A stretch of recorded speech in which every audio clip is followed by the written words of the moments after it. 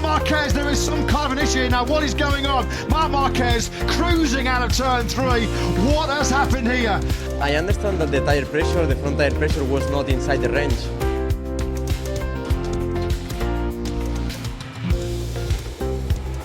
Tyre pressure is quite simply how much air you inflate the tyre with, so what pressure it must be.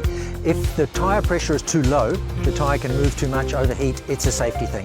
So it has to be at a minimum pressure to avoid any safety problems. As a technicians, we love to run with a very low pressure.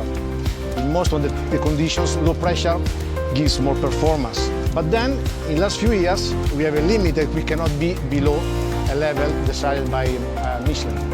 There's a reason the teams want to run it low, and we cannot let them run too low because then the tyre can degrade, can even fail. For us, it's very important to set the correct pressure to have the best performance, at the same time to be inside the rules. The whole team set targets, seeing all the data from the past days of riding, and they decide a pressure to start with.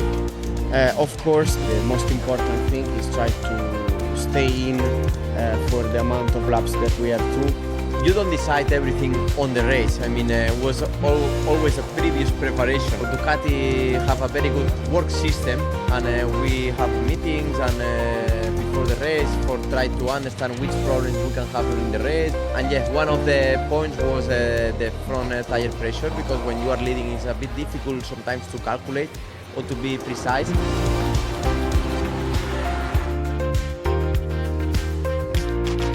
The rule is the tyre must meet that minimum pressure, an average of all the readings in a lap, for 60% of the laps of the race. Some races are shorter because we have a red flag and we stop and start again. So then there's a formula for what if it's shorter than 15 laps. The race that we're measuring is between 7 and 15. It has to comply for 30% of the laps of the race. If it's below 6 laps and below, it only has to meet the pressure once, just 2 consecutive readings. Okay, you made the pressure. If the pressure does not meet the required minimum, the penalty is, in a GP race, a 16-second time penalty, so a lot of places, and in the sprint, it's an 8-second penalty. Half the distance, so half the penalty. That's it. The dashboard is an alarm with the tire pressure, so you have to understand how to make it going higher. The official data from the sensors, official for race control, it's for us. We don't give to the teams. But of course the teams, being clever, they know they have a tyre sensor on the wheel, so they take this data and they internally use it, and most teams will put a display on the dashboard to say to the rider, hey, pressure's in danger. It's getting close, pay attention, now it's too low. And the rider can try to adjust. The fact of the pressure of the front tire is a stress for the rider when they are riding, because increasing, no good feeling. But for us, we set the pressure. There's a big stress inside the garage. We do the calculation, we do the pressure, but then we don't know. We are blind during the race. So always, I'm afraid, will be okay the pressure or not? How will be? You know only after the race, because we don't have any data in real time. And this is something really stressed me so much.